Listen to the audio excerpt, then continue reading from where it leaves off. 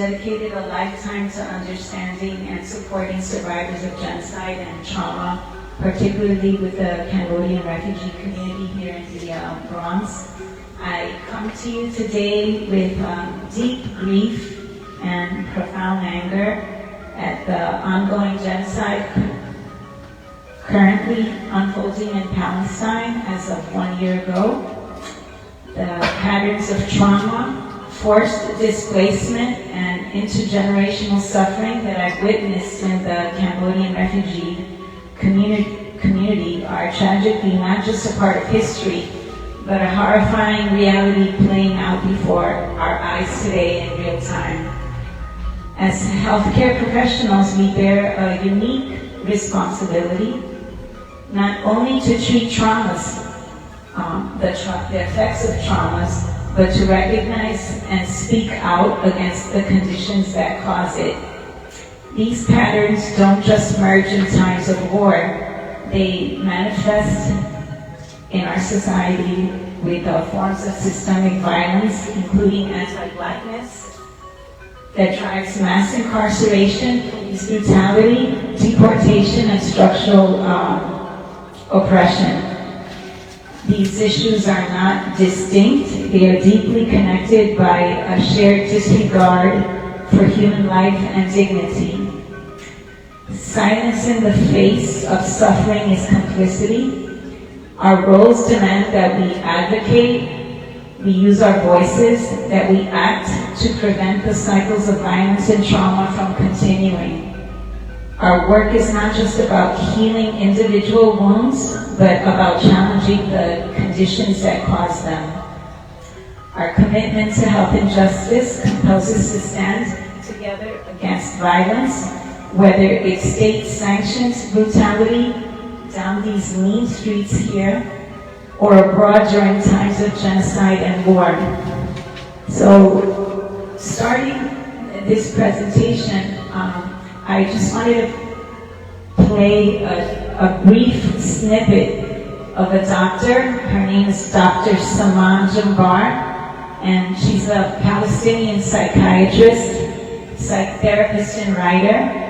Since 2016, she was the head of the mental health unit at the Palestinian Ministry of Health, and has written columns about the psychological consequences of Israeli occupation in Palestine since the 2000s. So if you bear with me, I'm just going to play her oath.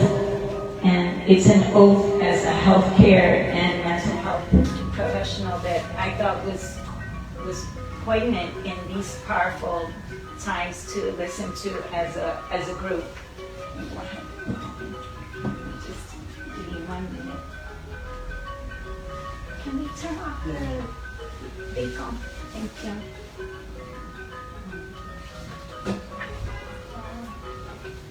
Thank you. Let's see if I should get this now. Realism seeks to erase.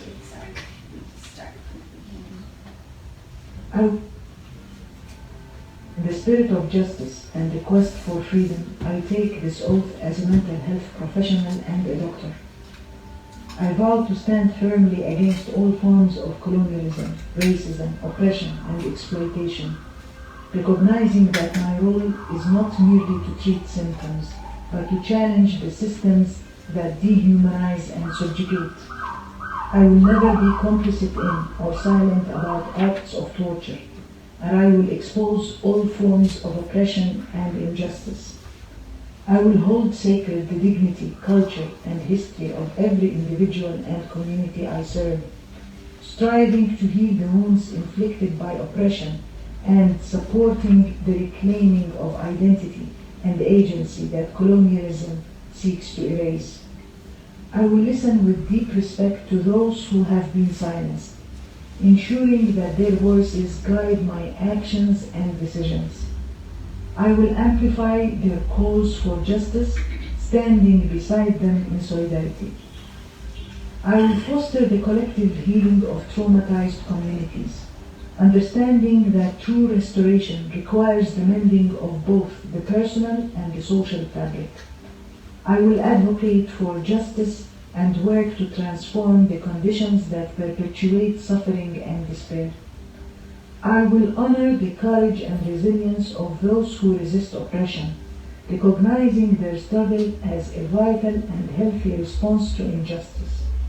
I will reject any attempt to pathologize their resistance, upholding their right to fight for their freedom and dignity. I will conduct myself with humility and a commitment to unlearning biases and assumptions that may cloud my professional judgment. I will seek wisdom from those who have endured the weight of colonialism and oppression, allowing their experiences to shape my practice. I will learn from the experiences of liberated peoples and continue to develop my knowledge and expertise in serving the causes of justice and liberation. In all these endeavors, I will not use my profession as a tool of control, but as an instrument of liberation and healing. I will dedicate myself to the pursuit of justice, freedom, and dignity for all, until the chains of oppression are broken and every human being can live with honor and peace. Thus, I commit to uphold this oath with unwavering resolve throughout my professional journey, wielding my strength and passion to forge a more just and humane world. This is my promise, my invocation of liberation. Oath of Mental Health Prophet. So, as I mentioned, it's hard not to acknowledge and talk about what's going on in real time about the genocide in Palestinian, particularly because you're in a Cambodian temple, and I feel like it's a safe space. I'm talking amongst family, and maybe perhaps you don't have to agree, but I thought it was very relevant because our talk is about the Cambodian community and the effects and impact of mass violence and genocide. So to start out, maybe we could just go around and introduce ourselves and your family practice, pediatrics or internal medicine. I'll start first. I'm Lottie Oki. I'm family medicine coordinator. I'm Caroline. I'm a social pediatrics intern. I'm Sonia. I'm social internal medicine, she, her. I'm Karen, social medicine. Hi, I'm Allison. I'm also internal medicine. I'm Nisha, internal medicine. Welcome. Ashley, also internal medicine. I'm Samaya, family medicine. I'm Renee. I'm also family medicine. Leah, family medicine. Sherry, family medicine. Michael, family medicine. Minnie, family medicine. I'm Danish, internal medicine. Julianne, family medicine. Nisha, social peds. Maya, pediatrics. Davis, family medicine. I'm Stephen, family medicine. I'm Leah, internal medicine. I'm Stephanie, family medicine. I'm Omar, I'm from internal medicine. Hi, I'm Sydney. I'm social peds. Thank you. And so before starting, this is a lot of material to cover. It's over 40 years when Lottie, we've been doing this presentation for the residents here at the temple for at least over 10 years, and it's a lot of material to go through. And so forgive me if it's a little fragmented and it's here over there, but it's just a lot to cover. And so let me just start. So first I want to take a moment to recognize the profound impact who is the former executive director of Mekong, New York City. Her name is Chaya Chow. She was a founding member and former executive director of Mekong, New York City. Her dedication and vision established the foundation on which the organization stands, paving the way for all of us. Her legacy lives on, guiding the work that we do.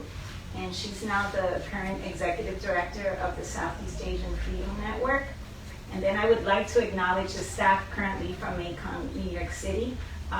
she's over there in the end. Her name is Sochita Meng. She's the executive director of Mekong, New York City, whose leadership carries forward this important mission that ensures that Mekong, New York City continues to serve our community with the same passion and integrity.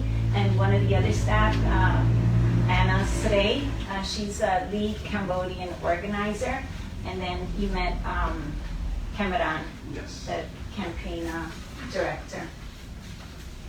And I also wanted to share a little bit of my own personal background that brought me to the work I've been doing over 3 decades as a social worker.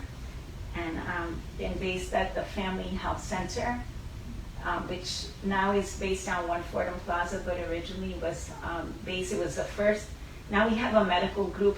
How many medical groups are we? They're like 20? 20, something like that, yeah, probably 50, 20, yeah. Right, when I started over 3 decades ago, it was like maybe 2, and the Family Health Center was one of the first ambulatory care clinics in the Bronx. I'm a native New Yorker, raised in the inner city of Washington Heights to immigrant working poor parents. I'm Chinese and Puerto Rican, I'm not Cambodian. Developing a strong social justice consciousness, like many other immigrant children from very early on. My parents and I helped my parents and the neighbors with translations from as early as age 9. I'm sure I'm sure many of you in the room also might have these experiences as well. My father was a cook, but I would also accompany him door to door selling Chinese slippers and little pocketbooks. And my father didn't speak Spanish and his English was very limited, so I would translate for him door to door. And then I completed my master's degree in social work and was offered a position at Montefiore Hospital, providing mental health services to Cambodian and Vietnamese refugees here in the Bronx.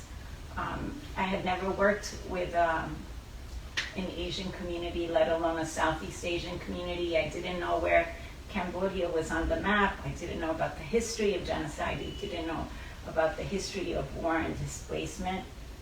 But I decided to take it, and I said, I'll work in the Bronx for a year or 2, then I'll move on. And it's over 30 plus years now, so I would say it's a lifelong commitment and calling. So that's how I started. And one of the women that you met, Usara, who's integral and part of this work that I've been doing. She's the mental health worker, and she is a Cambodian refugee. She left, she wasn't feeling so well. Usually she's part of this presentation as a community member, but also as a mental health worker who's been working for 36 years with the community and came to the Bronx as a refugee herself. She would start to make some remarks. So I'm just going to make her remarks as if it was her, because I think her voice, I serve the Cambodian community, but I'm not Cambodian, and think it's very important to preserve the voice of community members that you can actually hear. Can everybody hear me? Yes. Okay. My name is Usara Sapok. I am a Cambodian refugee. I was resettled to the United States in 1986 as a survivor of war and mass violence after experiencing the Cambodian genocide from 1975 to 1979. During the Khmer Rouge genocide regime, also known as the Killing Fields, the average number of traumas a Cambodian refugee has experienced is 16, from starvation, forced labor, separation of family and friends, torture, bombings, witnessing of killing, combat situation, mass rape. The Khmer Rouge had a saying, which was to destroy you is no loss. During those 4 years of the regime, all of our culture was lost. From a population of 7 million, between about 3 million people died. After the Vietnamese invaded Cambodia in 1979, at the age of 19, my family and I escaped from Cambodia to Thailand and lived in a Thailand refugee camp for 5 years doing nothing. I wanted to share part of my personal journey with you so that you could get a little understanding of what it means to be a refugee and can be aware of patients' traumas and provide more services and effective treatment. Thank you.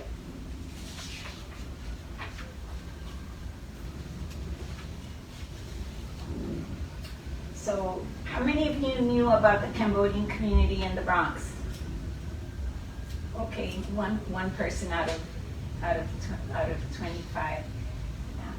So the Cambodian refugees were resettled into urban poverty in the Bronx starting in the 1980s and 1990s, as Sarah mentioned in her remarks, due to a genocide that killed between 1 and 3 million people from 1975 to 1979 due to U.S. militarism. And the average number of Cambodian refugees has experienced is 16, from which we mentioned from starvation, forced labor, separation of family and friends, witnessing of killing. Significant persistent rates of medical and mental health disorders exist as a result of past war traumas, as well as ongoing current systemic disparities and inequities because of the lack of access to health and mental health care due to language barriers, structural racism, poverty, policing, mass incarceration, and deportation. So when I started at the clinic at Montefiore in 1989, the first wave of Cambodian refugees was being resettled in the Bronx. And so about over 500, after the war, after the genocide in Cambodia, about over 500,000 refugees were resettled around the world. And about 150,000 in the United States. And one of the areas was the Bronx. And so you think of being resettled in the Bronx after going through 4 years of a genocide, and the average number of years community members lived in a refugee camp before being resettled here in the Bronx was 5 to 10. So imagine then coming into the Bronx into urban poverty. There was a big resettlement failure by the United States government and resettling Cambodian refugees here in the Bronx into poverty without the appropriate resources. And so it was mostly women and children, and the clinic was right on 193rd Street. And so has anybody been to our clinic on One Fordham Plaza? Okay, that building is right on One Fordham Plaza. It's a state building on the 5th floor. It's really not accessible as a walk-in primary care clinic in a community setting. So our original clinic that was there over 25 years was right in the middle of all residential buildings where Latinos, African Americans, and Cambodian refugees were resettled. So imagine you being a Cambodian refugee that has gone through all these horrors. And typically when people are resettled, the model of care has been food, clothes, and shelter.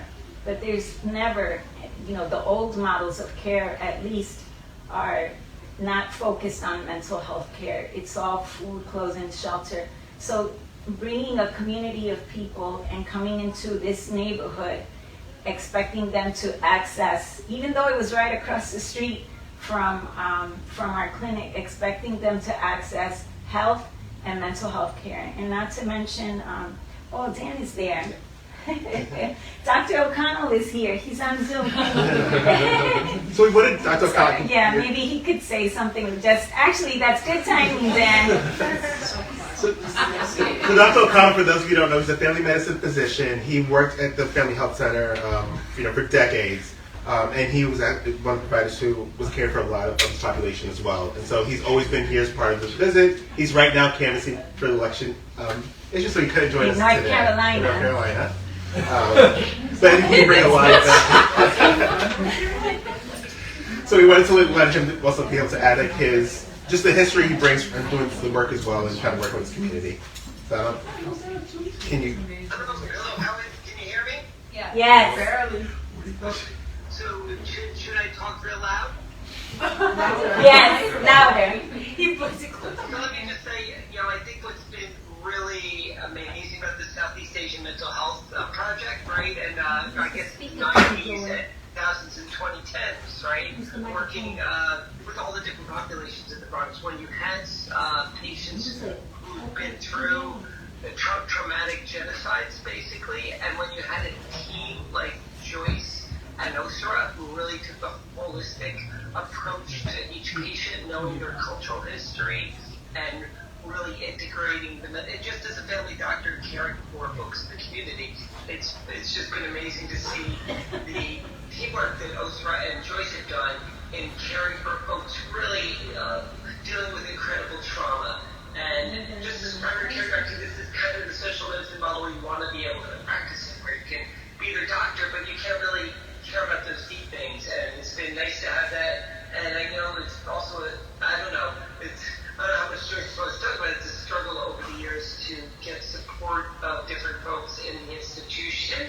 There have been, I think in the psychiatry department, Joyce has mentioned especially, have been supportive of her work for many years to keep that going. So I just want to acknowledge that this is excellent social medicine model that they practiced all these years. Also, though, I think in the 80s there were some residents who were involved in community surveys in the neighborhood right around the Big C. And again, it was a little nicer to have the Big C kind of embedded in the neighborhood. I think CHCC is a little more embedded in the neighborhood than, let's say, Warren Plaza or Williamsbridge is.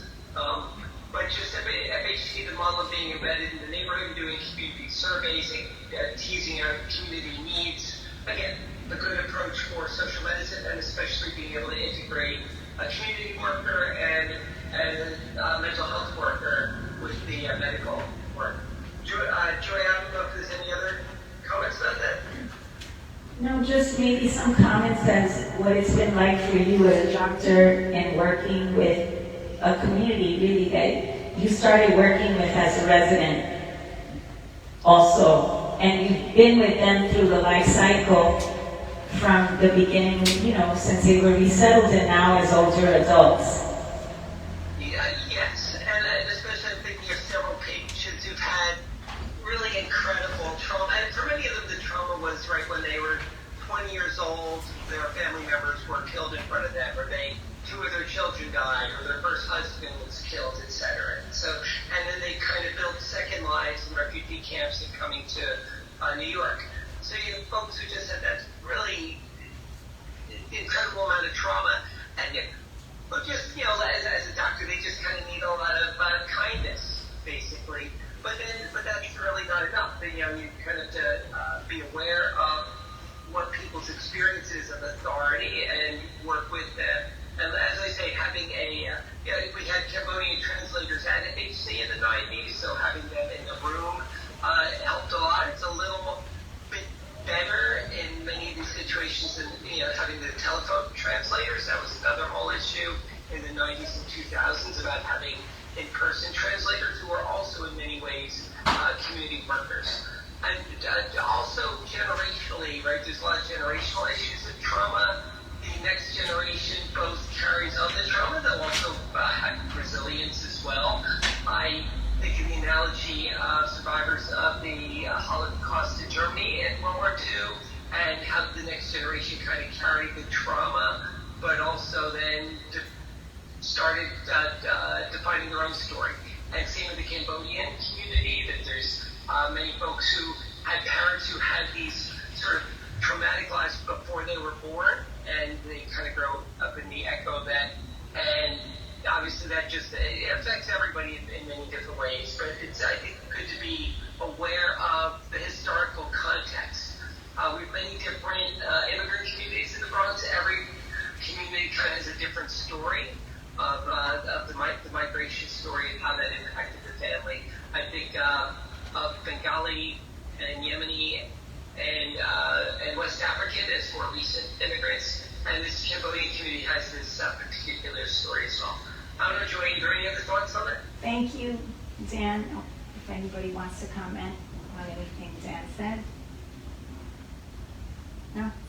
Okay. Thank you so much.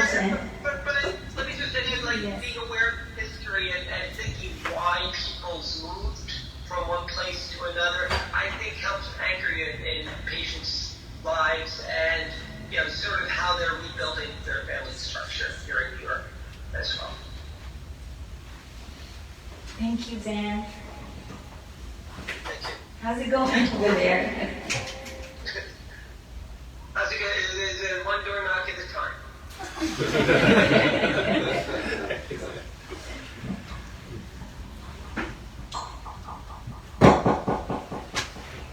So as I was, oh, he's still on. Okay. So as I was saying, when the Cambodian community was first resettled and they had this primary care clinic, but you could have a primary care clinic right in front of you and not access health care or mental health care. And particularly for myself, who didn't know anything about the Cambodian community, having the mental health worker who was there a year before me and establishing a very solid relationship with her, and going to, at the time we developed a motto, eat, work, and play with the community, and really getting embedded in the community and going to weddings, going to Buddhist ceremonies at the temple, doing home visits, really was something that really at the time anchored us in the community and helping to people to learn to trust us. And so I would say back then at that time, we were doing something that's now very widely recognized, but it was really the decolonization of mental health. And I say that because we modeled our service after the Harvard program in refugee trauma, which are, my respect for that group. They are pioneers in the field of research in mental health with mass survivors of mass violence. And it was really important to be able to anchor ourselves, and the way that we practice it was very non-traditional and just off the beaten path of traditional Western psychotherapy. And when you decolonize mental health or healthcare or other areas, you're really acknowledging and respecting and integrating other communities' sense of spiritualism, their religious practices. You're looking at power inequities, and so we've been together with primary care doctors in family medicine, integrating, which is now called BHIP, right? We do it. But Montefiore actually at that time in the 90s was a very progressive institution.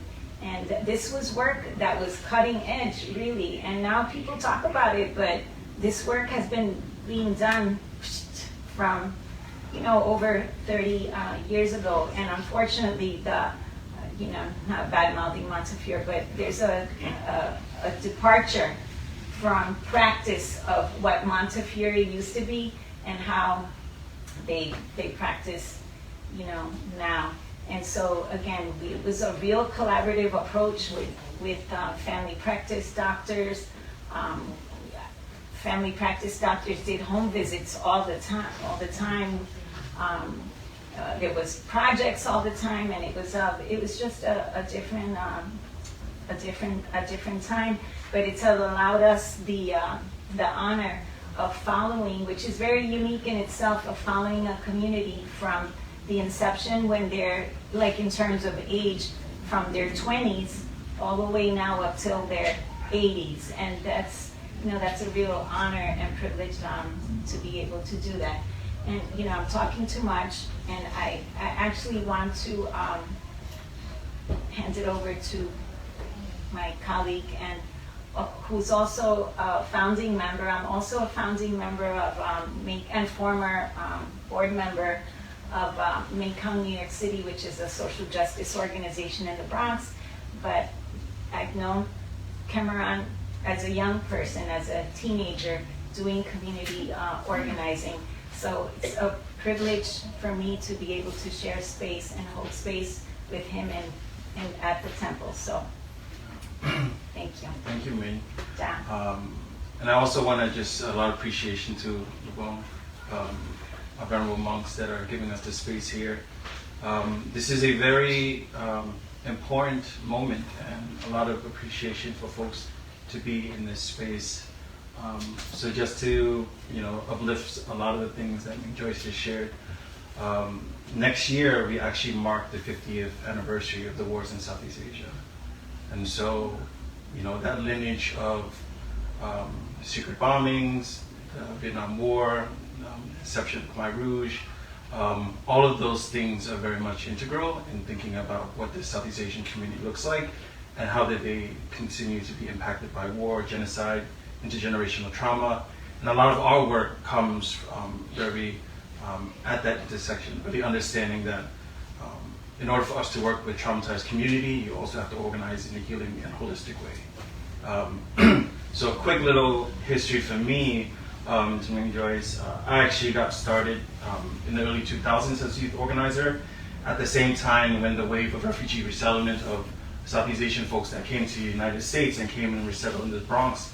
Literally where this temple is and this 5-mile radius is the center of where a lot of Cambodian Vietnamese refugees came and resettled. And over the years you hear about a lot of the resources and support that was infused at that moment. That's when you heard around the Indo-Chinese Mental Health Clinic that was built and established by Montefiore at the Family Health Center at 193rd and Creston. And it was an important institution space. Even though we, a lot of families came during the early 80s in that wave of leaving war-torn genocide and then coming to the Bronx in the crack epidemic and the drug epidemic, when the Bronx was burning, you can see a lot of the things that were going on politically, socially, economically. It was just not investment in the communities that were here. And oftentimes you had other communities of color really just fighting for scraps and really, conflicting in those things. But the Bronx Temple like this, the Family Health Center at 193rd really stabilized the community, right? Those were safe spaces that community can come to. It was very open door policy for folks to come in and support. At that same time, when the Family Health Center was working, I mean, Joyce Umsara, also founding board member from Mekong, a lot of the work was like really integral of building the community, making sure they're at their every moment and every need. At that same time, in the late 80s, there was a Pan-Asian organization in the city called CAV. If you know CAV, Organizing Neighborhood, Community Against Anti-Asian Violence at the time, that was the old name, but now Organizing Asian Communities, wanted to start a youth program for Southeast Asian young folks in the Bronx. And so it was like, what are some of the things that we can acknowledge and really interject our young space, like for young folks to be a part of it. So that's actually where child director and a lot of other young Southeast Asian folks started to really come together and learn about, okay, how can we really acknowledge what's going on in the space that we're here in the Bronx? What are the issues? What are the systems of oppressions? What are the conditions that we're living with that is actually impacting our everyday life? While also going back home and understanding that we ourselves are dealing with intergenerational trauma. Our parents are still unwell, trying to get them along the service of like supporting them at their needs, right? So there's so many things that are at play when you deal with Southeast Asian community. So from the late 90s all the way to the 2000s, it was really trying to not only assimilate the community, right, but it's also understanding that this community have so much to give. Like one of the things that you see here is like welcoming folks to sit down and have a meal, right? That is such a culture stuff for our folks. And culture and practice and rituals and spirituality and religion is one of those things that tie folks back to the motherland, right? And it really ties community together. You heard the Venerable Gandala shared earlier around like what are some of those practices and principles of Buddhism, right? Compassion, love, joy, happiness. But then understanding like you can't combat violence and hate and fear with hate and fear.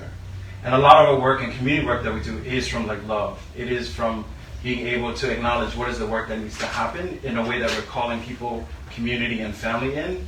So we're actually making the effort of healing them. So a lot of that organizing effort with, working with the Family Health Center, all these young folks that are coming together and are energized. I got, introduced because my aunties were working with a bunch of the young folks in the late 90s. I came in the early 2000s and I was just like, really, really struck at like, holy shit, there's like Southeast Asian young folks coming together and actually fighting for a cause, fighting for community, fighting for family, fighting for the injustice that we do. Like, we've been here for 45, 50 plus years, but it feels like the conditions that we're still living in are very much the same when folks came and resettled in the early 80s.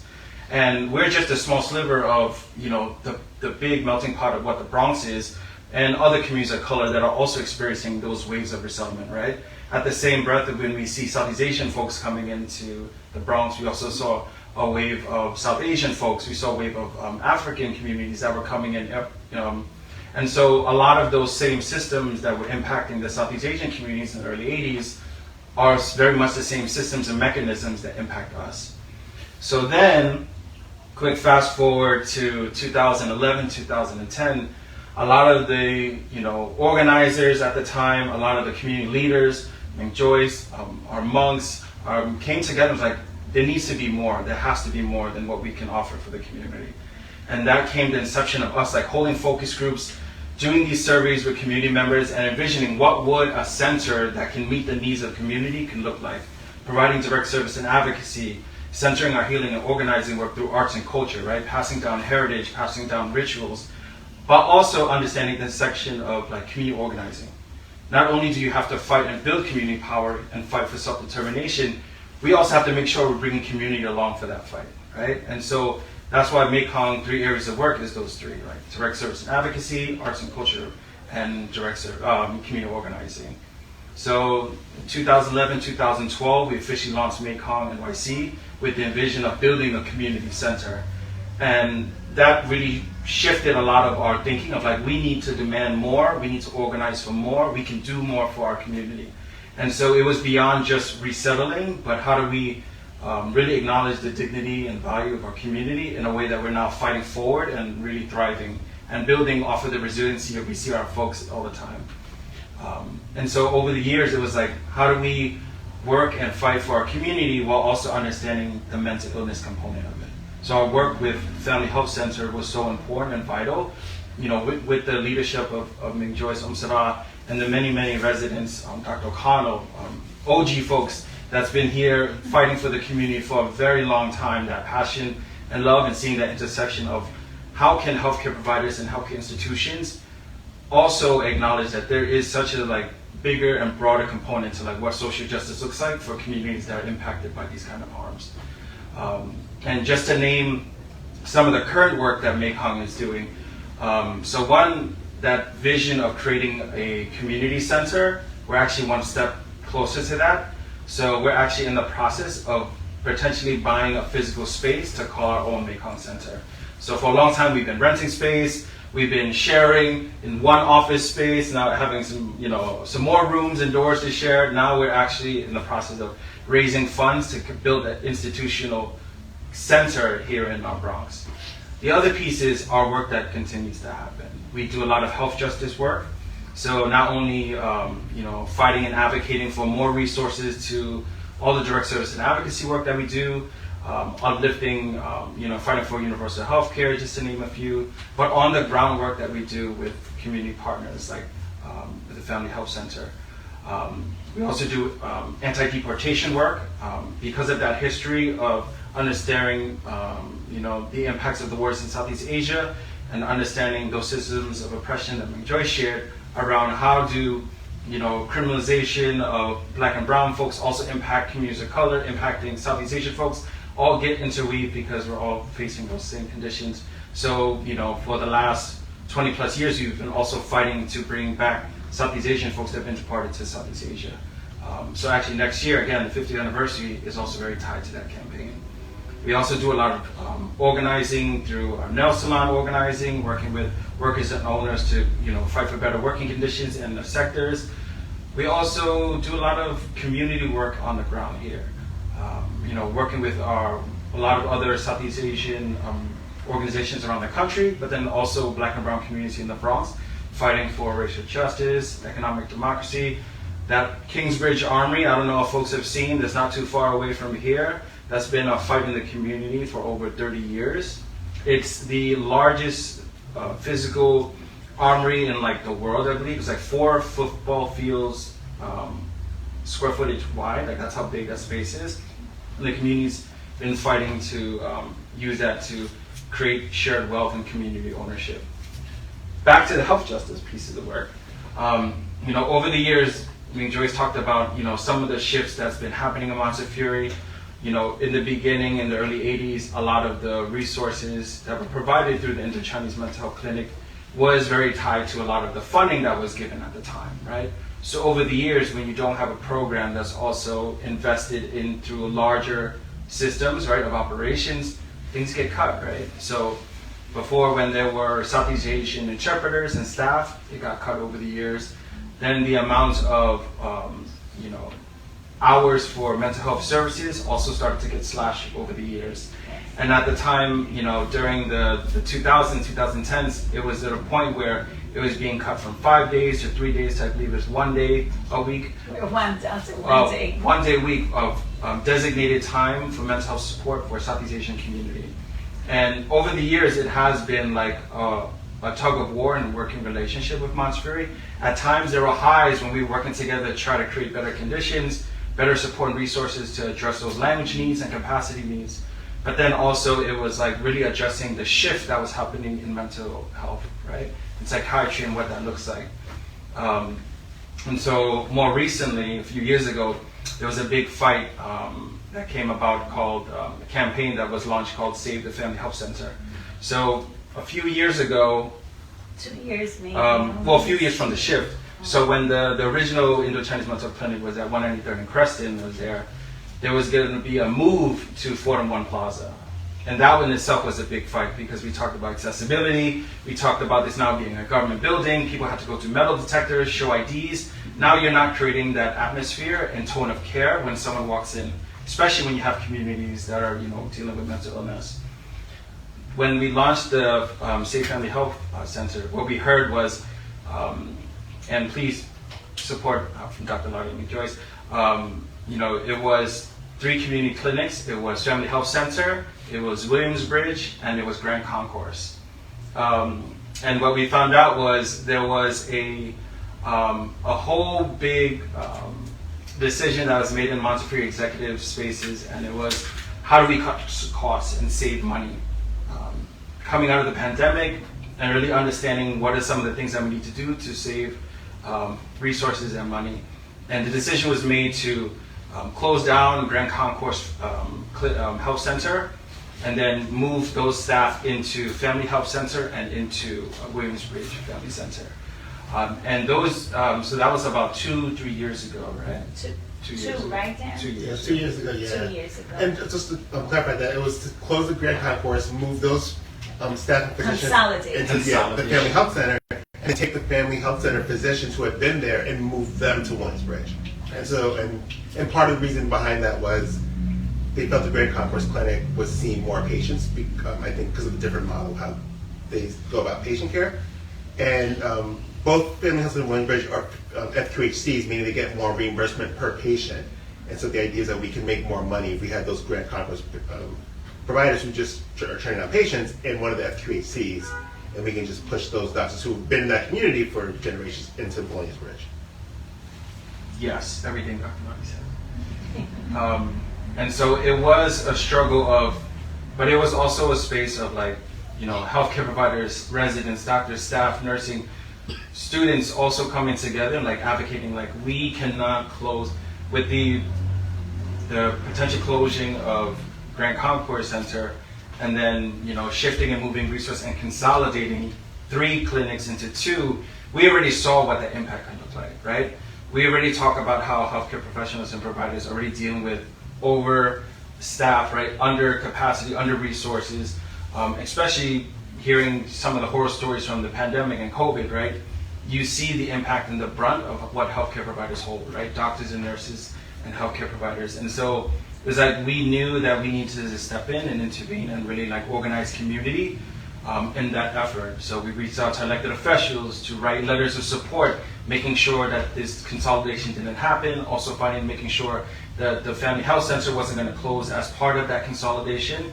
And it was a lot of energy and effort. We did, op-eds, we spoke with a lot of, reporting, and there was a lot of organizing effort and energy to it.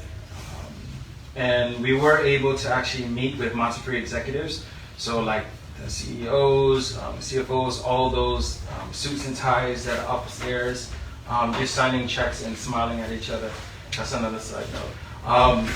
For us, we understood too that there's so much energy and passion of a lot of the residents and healthcare providers and doctors and nurses that really understood that commitment to community, right? Understanding what that looks like when we provide service and care. So, ultimately, the campaign, it wasn't successful. Grand Concourse did eventually get closed down and consolidated. And so we even now here still see the impact of what that looks like, right? Long waiting times for patients, not being able to see their healthcare providers and doctors in primary care. We also see the logistics of trying to get patients to go to the other family health center sites and how complicated that can be. So it's just a whole host of things that I think it was just plugging an already overpacked system. And then more recently, summer of last year, we actually had a horrifying news.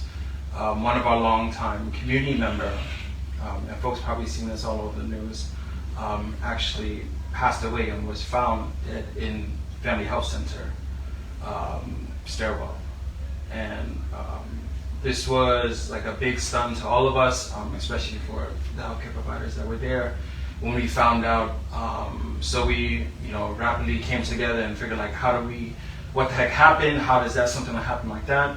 You have a community member who's a long-time patient at Family Health Center that suffers from mental illness, and for something like that to happen without any proper notice or procedures, it was such a big tailspin. And so Mekong, a lot of the other local community organizations and partners and allies, a lot of the healthcare providers and professionals, doctors and nurses came all together and really try to hold Montefiore accountable. We did a big action in front of Montefiore Fordham Plaza, and really talked about the impact, right? How such a big institution that talks about social justice medicine and talks about how we want to, save the Bronx and provide care, also, show some very horrible practices in that case. And so those are just some of the, more recent and big fighting cases that we've had over the years of Montefiore. But I do want to, acknowledge that the work that continues to happen, the relationship that continues to happen with Mekong, with the Southeast Asian community, with Montefiore residents, doctors, staff, nursing, and healthcare providers, has always still been very, very committed and very much, understanding of the needs of the Southeast Asian community. And so I hope that this, give you a sense of what it looks like understanding the history and context of working with Southeast Asian community members, working with community like refugee and immigrant communities that come from, a history of violence, war, and genocide, and understanding, what are some of the things that are necessary to providing the type of care that we would all want to see. So, yeah. Can I make a brief comment? Yes. Yes, please. If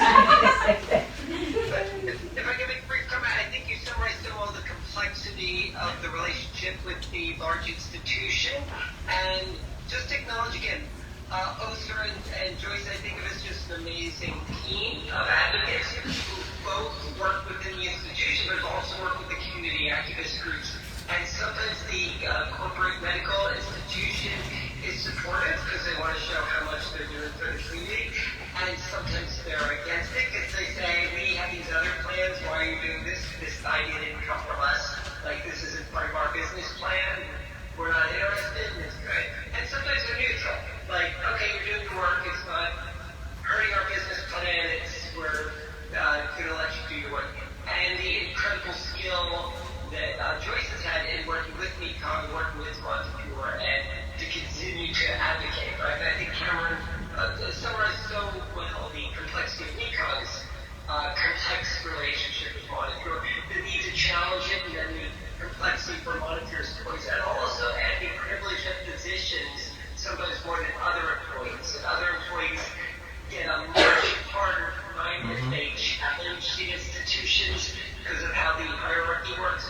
And physicians sometimes have a little more leeway to step up and challenge.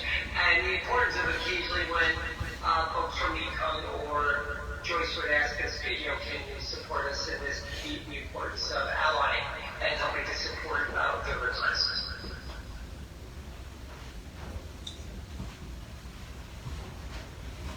Any comments, questions, or feelings that come up that you'd like to share or ask?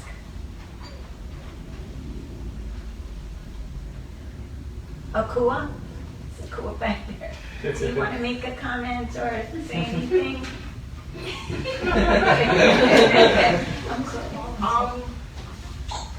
I will add that, like, the work that Mekong has done is always, first of all, it's always great being welcomed into the space, and I'm always just humbled and grateful for, you know, the love and the nourishment that we receive. With regards to Mekong's work, I'm always, what's the word I'm looking for? Just proud of, like, the level of inclusivity that you guys have, because, like, y'all have a very unique experience, right? You know, not when it comes to the oppression, but as far as, like, the story of, you know, your Cambodian refugees and things like that.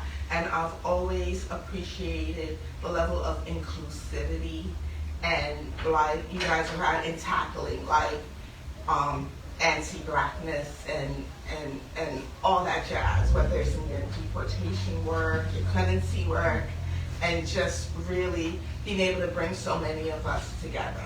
Because, like, so I just, that's something that always, like, I guess, makes me proud and makes me, it kind of takes me aback a little bit, because whenever we are organizing together, it always feels like, and we had a session earlier on, like, solidarity and one on collective liberation, and I feel like Mekong has always, like, represented that really well. That's what I have. Thank you.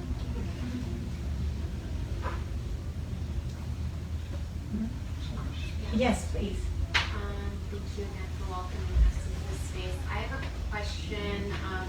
I guess I understand in the abstract, like, it's obviously important to decolonize healthcare, especially mental health. I guess I'm curious to understand, like, what does decolonized mental health practice look like to you, kind of like in a more tangible, day-to-day sense? So for us, for our practice, Usara, who is the mental health worker, a decolonized practice is, I'm not Khmer, I'm not Cambodian, I don't speak Khmer, and so it's having had a mental health worker from the community that's been trained that is my co-therapist.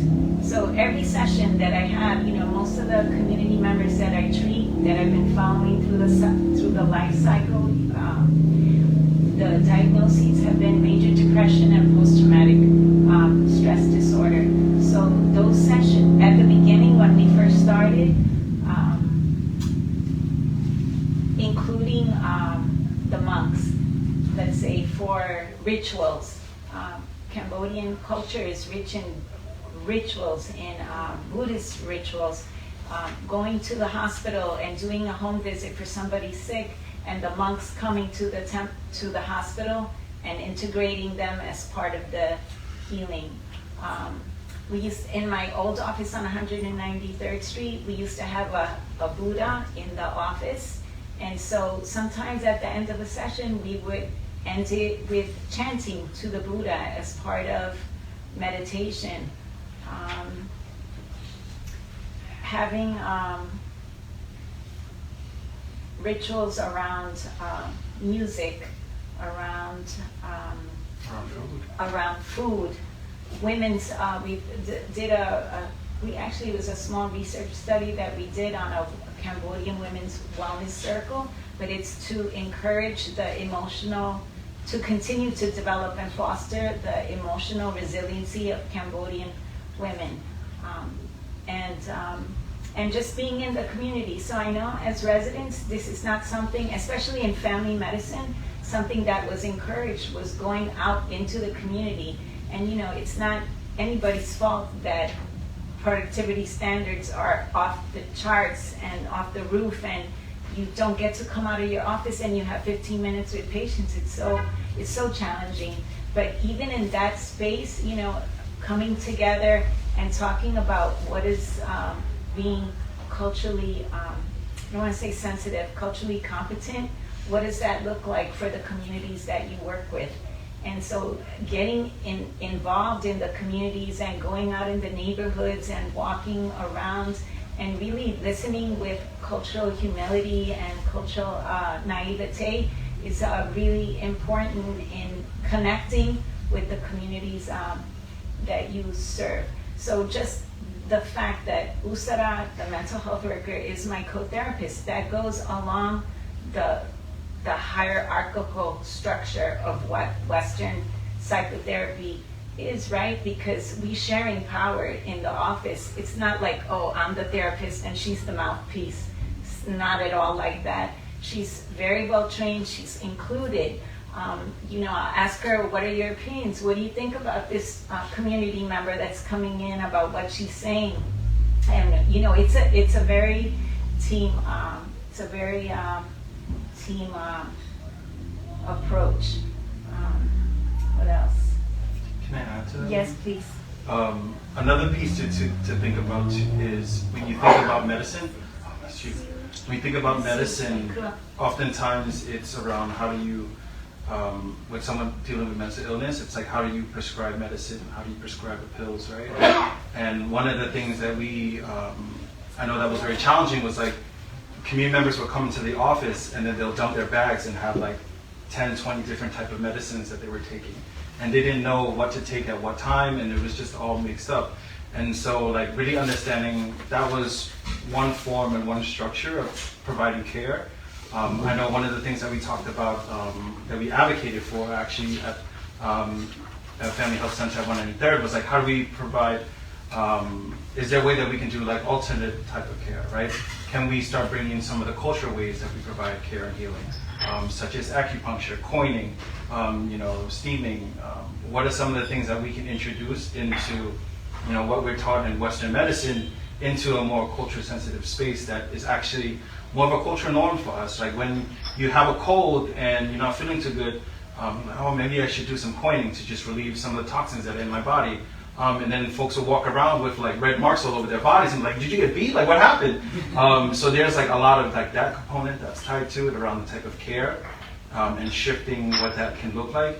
And now it's also like super commercialized. Like you see yoga therapy, like all of these things, massage therapy has been, very commercialized and taken for granted around the type of care and the history of where that comes from. So part of like the decolonization of it is like, how do we take those things back? What are the cultural norms and cultural practices that we do in our communities, that we do back home, that we can introduce in our everyday way of providing care. Yes, and also when you come from a background of forced displacement, there's also like a sense of loss of identity, and so as Khemarin said, in the work that we've done, is encouraging their own healing practices, and so when you would or using a kukamai, which is a traditional healer that has remedies to help with whatever ailment that you have. So like in many Latino cultures that practice Santeria, which is an African religion, and if you don't give your patient the space to ask where else do you go for healing, or listen to what they're doing also, right? You're not that's not decolonization of mental health. It's really being open and asking, and many times, sometimes, especially with social workers, I see it with primary care doctors. They'll say, "Oh, the patient didn't tell me any of that," and so the response is, "Did you ask?" Right? And it's really this is what it means also, a trauma-informed approach, that you're asking about trauma, that you're asking about torture. Have you ever been tortured? You'd be surprised how, and there's, that's another topic, but the effects of torture, the sequela of torture on a person. And so if you don't ask about it, I can guarantee you it's, people talk about it now, childhood, what's it called now? I can't think. Adverse childhood events. Thank you. Childhood adverse events, and the importance of talking about, domestic violence, about sexual abuse. There's so many topics that if you really don't ask, they're not gonna talk about it. But yes. Yes, please. So I think, Khemarin did a really wonderful job of explaining Mekong's history of working and organizing the Southeast Asian community. I think there's two things that I wanted to emphasize and uplift. I think one is that, I know we're talking a lot today about the Cambodian community in the Bronx. That's the community that, Khemarin, Anna, and I come from as Cambodian refugees, or the children of Cambodian refugees. But in terms of Mekong's vision and our work, we actually work with the broader Southeast Asian refugee community, which also includes people who came here from Vietnam and Laos as well. And so in terms of the people who came from the three countries of Cambodia, Laos, and Vietnam, there's a shared identity there in terms of being Southeast Asian refugees, where we were all affected by U.S. militarism in Southeast Asia. We were brought to the U.S. as part of the largest refugee resettlement program in the United States history, even to this day.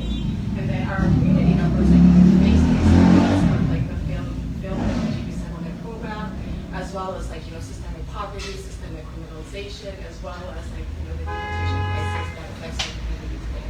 So I just wanted to highlight that for us, there's a political definition of Southeast Asian refugee that includes people from Cambodia as well as people from Vietnam and Laos, and that this political identity is really important for us in terms of naming how we came to this country and the systems that have affected our community members even to this day. So that was one thing I wanted to highlight. The other thing I want to highlight is that we talk about how our community members face displacement 40-something years ago, but I think for our overall Southeast Asian community, including our community here in the Bronx, there's a cycle of instability, displacement, and violence that continues to affect our community even to today. So, our people fled Southeast Asia 40 years ago, but even here, today, in communities like the Bronx, our community members continue to face a number of different forms of violence and these systems that really destabilize our communities. And so I think deportation is another form of that. So Khemarin mentioned earlier that Mekong does a lot of work around deportations, and we've had the privilege of working with the Kua and Kar around doing our deportation work, and this includes the Clemency Coalition, which is a state-based campaign that is focused on ending deportations. And it not only includes like the Southeast Asian community, but it's a multiracial coalition that also includes, you know, people from like the Latinx community, people from the African and Afro-Caribbean community who also face deportation and the carceral systems.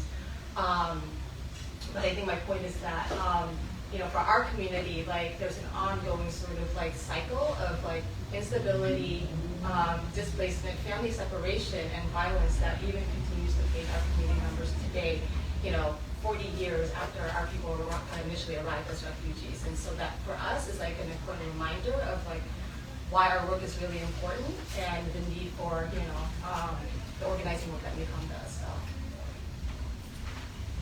that's it. Sorry, my 2 cents.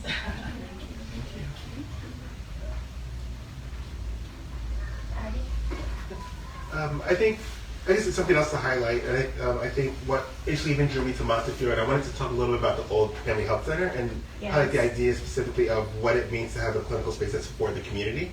If you think about our clinics now, like I can speak from Williamsburg, the current FHC, right, you can't really come in unless you have a direct reason to be there for a visit, right? There's a security guard right there. Like when I used to precept at Fordham, when the residents were at that new Family Health Center, like I couldn't even go into precept residence without showing my ID and signing the paper of why I was there. Versus the old Family Health Center, where they would regularly have like after hours like spaces for the community to come in. They did like, things that for free. So things like I remember seeing Zumba classes, seeing weight management classes, seeing exercise classes, acupuncture, and these weren't visit based. Like, there's nothing was being billed. You'd have to pay. You'd have to sign it. You just could these are the times. Come if you want to do it. You know, Juan Robles, Dr. Robles had kind of created this Bronx Community Health Leaders Program for youth in the Bronx who are interested in healthcare as a way to, as a pipeline program, and a lot of times they'd be the ones to run the groups, and just kind of imagine like looking at what a true space for the community could look like. And I think when you even think of how the Family Health Center even started doing work with, I think, the Cambodian community was because realizing, oh, there's this group in the community that needs the resources, how can we go out there and provide that services for them? And I don't know today how easily that would happen today, and the way our clinics are set up now. So when we start thinking of what a decolonized space actually looks like, I think that's what I think about, like how easy is it for a community, for us to do work in community spaces if we don't even let people in unless they have a direct reason, monetary-wise, to be there for us.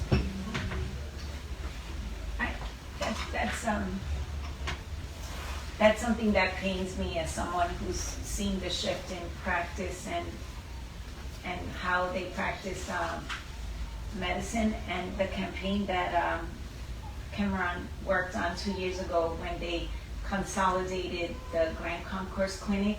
You know, I miss, truly, it pains me and saddens me. I miss my family medicine colleagues.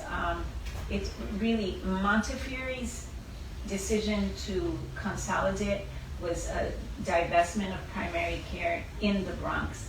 You know, there's a lack of primary care doctors, and why should one clinic that is internal medicine, and no shade to internal medicine amongst you, but just internal medicine that is not trained in social medicine, their approach, it's a complete departure of what our family medicine colleagues that are so patient-centered and follow families through a life cycle, to see them now like take over our clinic and to have patients that don't have follow-up care, that don't have a family practice doctor anymore. They can't make it to get to the Williamsbridge Clinic, and when our clinic was a hub of, it was life, you know, it was residents, precepting, and so many projects, and it was really community based. So it's been hard these last 2 years working at the clinic with a new group of people that have nothing to do with our original mission. But here you are, and so you're bringing in new life and new ideas, and you know, we really hope that as you continue your training and your practice, that you'll keep these things in mind, because the historical context is very important, and it adds to what you could do and what you foresee in the future.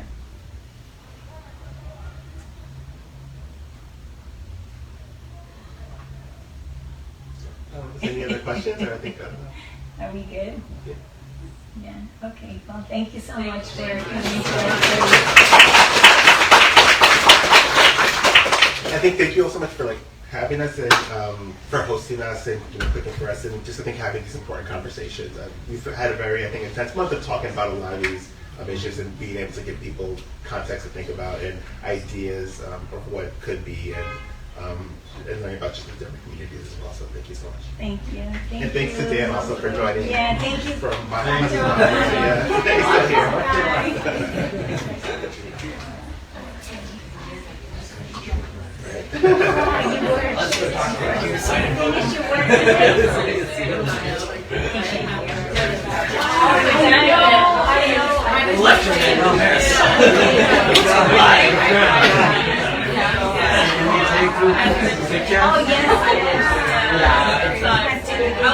Okay. We want to take a group picture with everyone. So. We'll have dance after that too.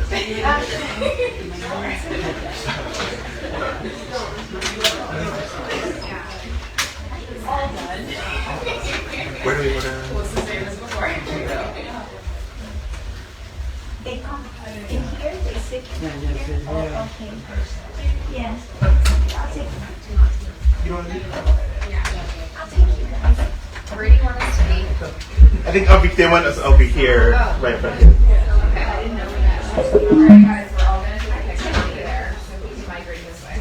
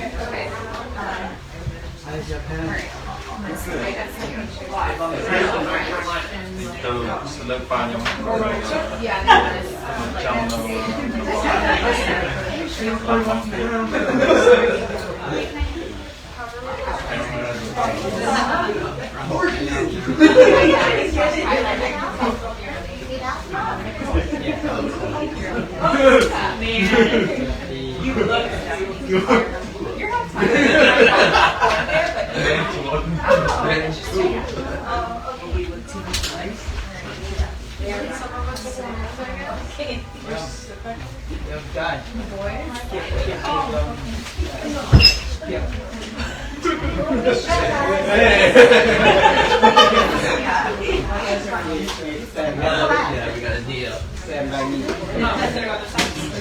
Sit like this, like two roll, both to each other, close to each other. Yeah. We could do that. Make it two roll, yeah. Cool, make it straight. Over there, over there, over there, over there. Over there? Here? Okay. Over there. That's like what I'm not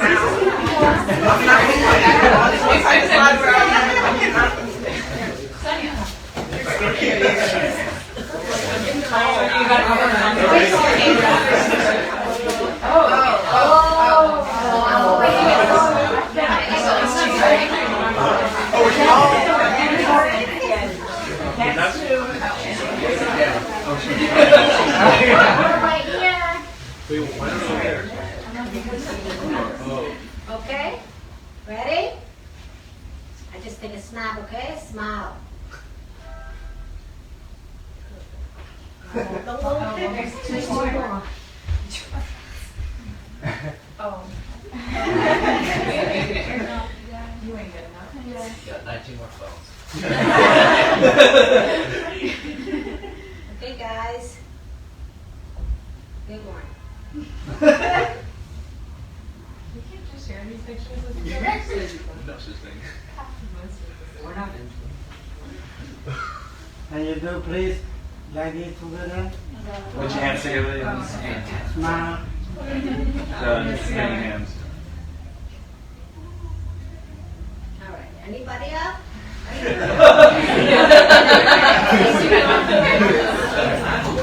That's right. Well, some of those songs are like this. Right? Solidarity.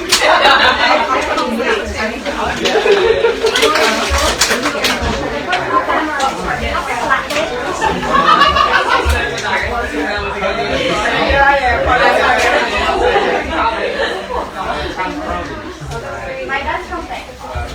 Yeah. Thank you so much. Please. Last year, last July. I was born in here.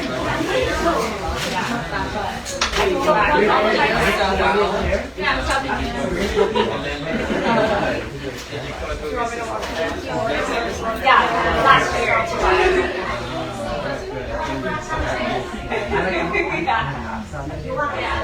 Who's dining for? Yeah, you know what I think? Yeah, he's 40 there.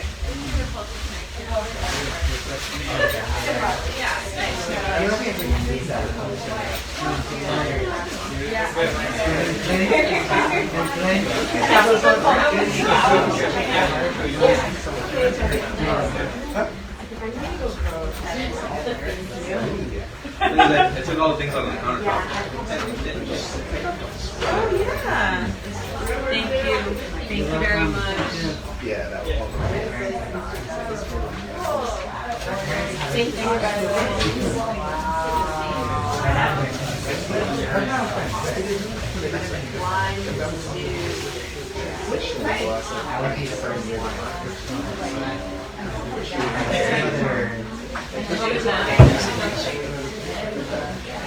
At the same time, the other clothes was put in the back. I could read that actually. So, they have the right, they have their own separate memory versus all the other. I work the children's hospital on Bainbridge. When did you come here? Is that an important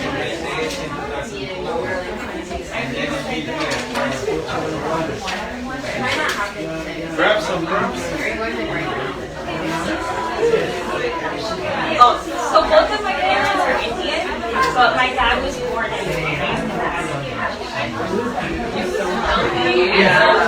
Yeah, I was like, they did that. They made that. What?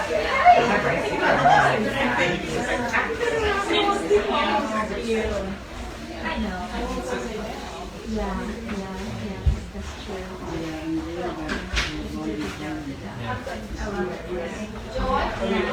Why did you ask somebody? Thank you for the